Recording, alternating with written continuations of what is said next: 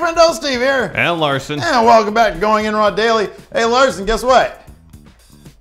It's your birthday. It's my birthday, Larson. The news desk. Everybody say hi. Hi, happy birthday. I got you something for your birthday. Is it Impact Wrestling? Because that shit's for sale, no, Larson. but I got you money you could buy Impact Wrestling right here, 100,000 Okada dollars. That's way too much money I'd ever pay for Impact Wrestling. You can get change in return then. This should have been relegated to non-news this week, Larson. I don't know. This is a pretty massive story if you think about it. All right, what's going on?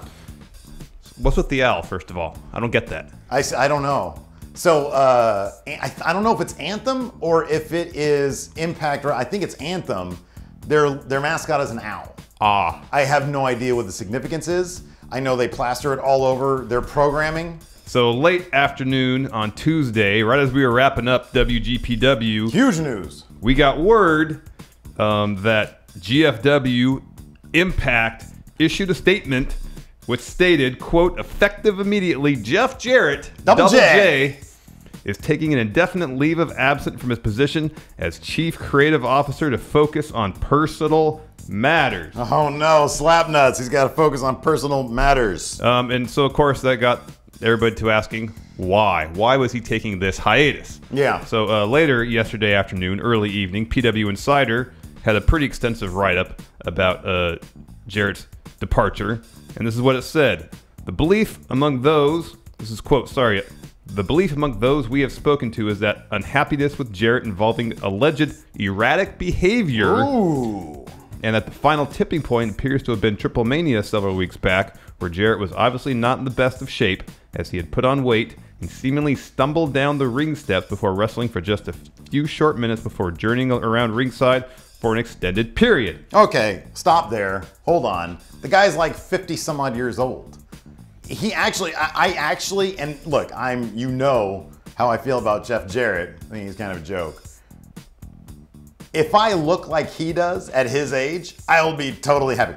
If I look like he does now, I'd probably be kind of happy. He had a bit of a gut, but that's kind of to be expected for a man in his age bracket. I wouldn't expect someone to be taking a hiatus just because they might have a little bit of a belly. Yeah, but he was also, so it also continued, he was seemingly stumbled down the ring steps before wrestling for just a few short minutes before journeying around ringside for an extended period. I thought he was, honestly, I thought he was just playing heel. I mean, these people probably know better than I do. Like, apparently backstage he was acting kind of, but, you know, he came out throwing, tortillas at the audience there in Mexico, which, you know, for, you know, American white guy doing that, it's heelish behavior. Some people can consider it offensive.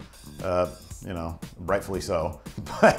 But I just thought it was him sort of overdoing the heel thing. Apparently that's not the case though. Yeah, maybe not. Yeah. The source, more from PW Insider here, the source claimed that Jarrett, who they admitted, quote, needed a break, had been bending over backward to try to balance things between Anthem and Global Force Wrestling, noting, quote, Jarrett desperately wanted his company back and wanted to prove to everyone he was right all along with his vision. They mentioned too about as far as being stuck in the middle of like the Hardy, Broken Hardy legal mess where he was trying to kind of broker things at times between the parties while still focusing on the wrestling aspect of Impact. Yeah. Now this is the crazy part to me. I literally texted you this chunk. Yes. And I tweeted it out while I was taking a crap yesterday. PW Insider states that the GFW Impact merger. So Jeff Jarrett brought Global Force Wrestling, his company, to Impact Wrestling, and then announced this big merger. Now Impact is GFW. They're not TNA anymore. They're not TNA. The show is going to be called Impact, but the company's GFW. Apparently that merger was, quote, nowhere near as completed, and that, quote, trademarks for the Global Force Wrestling name and the GFW letters are still listed as owned by Global Force Wrestling LLC, as they have been since Jarrett launched that company in 2014. So if Jarrett does not return, the GFW letters might fade away from Impact. So this grand rebranding plan they enacted just in June of this year, poof. They have title belts with GFW and the word global written on them. That's insane that they would go into business and get these belts made, brand your show without having that contingency in place. What happens if something happens to Jeff Jarrett and he goes away? According to Justin Barrasso of Sports Illustrated, there might be a reason why, Steve. he says, quote, GFW Impact is hemorrhaging funds, and sources close to the situation have confirmed that Anthem is ready to withdraw itself from the wrestling industry and sell GFW. This is like literally, they're just on their second round of TV tapings being aired after this merger thing. I know. Anthem even needed to gut the Fight Network in order to finance GFW. Again, that's insane. Anthem just purchased Impact beginning of this year. Yeah. January 4th. The next day, they brought Jarrett in to be a creative consultant. Yeah. So this is all happening in the span of 8 months. This is it's crazy. Fightful.com this morning had a report where they reached out to some of their sources within GFW, and one said that, quote, Ed Nordholm treated Global Force Wrestling as a flavor of the year, while another responded to Fightful via text. I believe this was a wrestler. This is what he had to say, quote, I don't care anymore, whatever, and sent a shrugging emoji. AKA Yano emoji. So again, this is all happening in the span of about 8 months. Could you imagine if Billy Corgan actually was allowed to purchase the company? He purchased it. It's too late now, I think. Probably, maybe not. Well, I mean, he bought NWA. Yeah, but if I don't think he's short on money. I wonder how much NWA cost.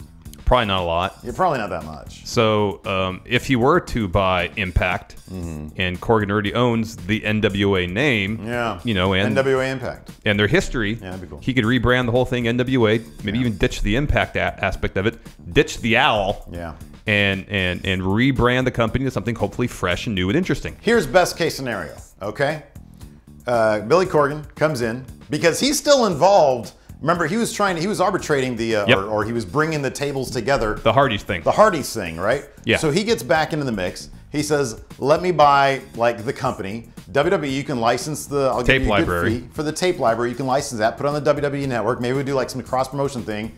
Broken Hardys return. Yeah. The Broken Hardys will finally come back to WWE programming.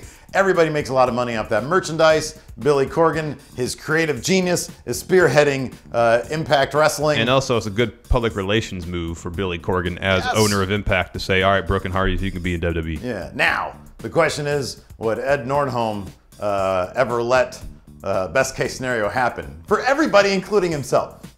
I would hope so. I would think if money were an issue, that would be his primary focus. That if Anthem is really that interested in divesting themselves of Impact, then I would think whatever is the best deal for Anthem, that would be the avenue he would pursue. And if that's Corgan, I wouldn't suspect that he'd have any issue with it. Do these people not understand that I have a review show on this channel that I do? GFW Impact. Well, reviews. let's ask right now officially. Will Anthem accept Okada dollars? There's 200,000 of them right here. We will give you these 2 Okada dollars. We have a third to keep for ourselves, and we will buy Impact. You'd be buying a ton of debt, essentially. That's what you're asking for. You'd be buying a money pit. Well, we can negotiate that. We can start airing old TNA episodes on Stephen Larson's channel. Of course. Sounds like a good idea to me. Anyways, that could be my birthday present. So yeah, that's it for now. That's I tell you what. If there's any more developments on this week, you $5 and up a month patrons can check it out on non-news, because anything past this is pretty much non-news until like a sale is actually brokered or something. Yeah. Anyways, that's it for now. Be sure to check out our SmackDown recap later on in the day, and until then, we'll talk to you guys later. Bye.